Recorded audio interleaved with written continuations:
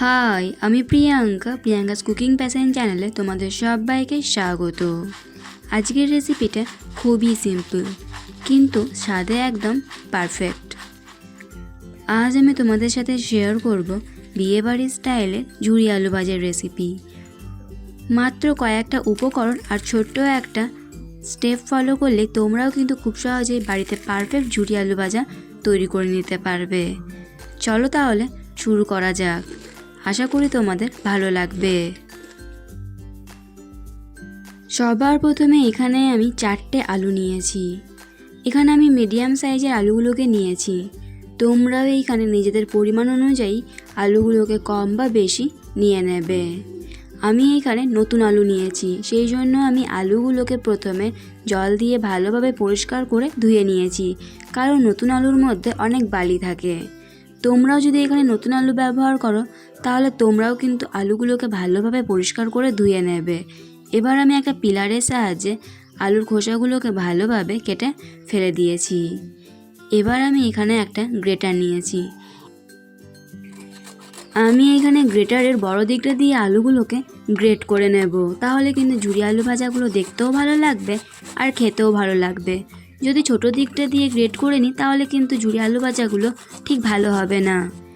এবার আমি আলুগুলোকে জলের মধ্যে দিয়ে এইভাবে 2-3 বার ভালোভাবে ধুয়ে নিয়ে জলটাকে পাল্টে নেব। ভালোভাবে ধুয়ে নিয়ে জলটাকে আমি পাল্টে নিয়েছি 2-3 বার। এবার আমি আলুগুলোকে জল থেকে তুলে নেওয়ার পর প্লেটের মধ্যে ছড়িয়ে দেব। এইভাবে যদি প্লেটের মধ্যে আলুগুলোকে ছড়িয়ে দেওয়া হয় তাহলে কিন্তু আলুর মধ্যে যে জলটা আছে সেই জলটা খুব তাড়াতাড়ি শুকিয়ে যাবে। এবার আমি এই আলুগুলোকে 1 ঘন্টার জন্য রেস্টে রেখে দেব। এবার আমি 1 ঘন্টা পর ফিরে এলাম। গ্যাসের মধ্যে কড়াই বসিয়ে দিয়েছি। কড়াইয়ের মধ্যে দিয়ে দিচ্ছি পরিমাণ মতো সাদা তেল। তেলটাকে কিন্তু ভালোভাবে গরম করে নিতে হবে।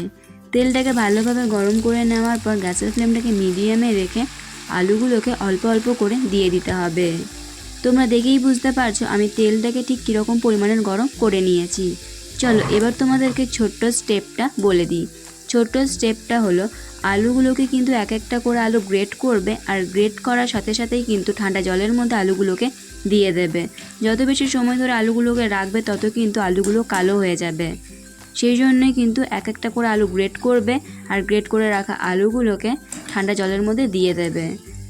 দেখো আলুগুলোকে আমি ভালোভাবে ক্রিস্পি করে উল্টে পাল্টে ভেজে নিয়েছি। গ্যাসের ফ্লেমটাকে মিডিয়ামে রেখেই কিন্তু এই আলুগুলোকে ভেজে নিতে হবে, তবেই কিন্তু ক্রিস্পি হবে। আমি আরও অল্প আলু এর মধ্যে দিয়ে দিলাম। একবারেই কিন্তু সবগুলো আলু দিয়ে দেবে না, অল্প অল্প করে ভেজে নিতে হবে। সবগুলো ঝুরি ভাজাকে আমি তৈরি করে নিয়েছি। এবার আমি এর মধ্যে দিয়ে দিচ্ছি কিছুটা পরিমাণ বাদাম ভাজা আর কিছুটা কারি পাতা ভাজা।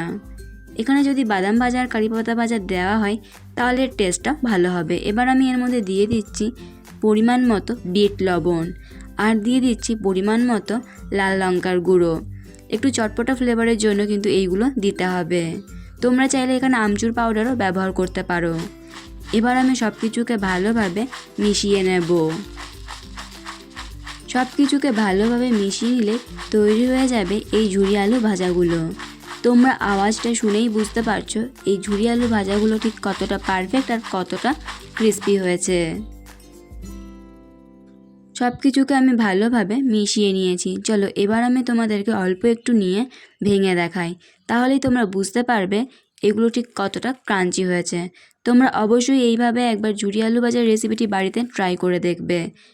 এই রেসিপিটি তোমাদের কেমন লাগলো অবশ্যই কমেন্ট করে জানাবে। এরকমই নতুন রেসিপির আপডেট পাওয়ার জন্য প্রিয়াঙ্কাস কুকিং প্যাশন চ্যানেলটি সাবস্ক্রাইব করতে ভুলো না।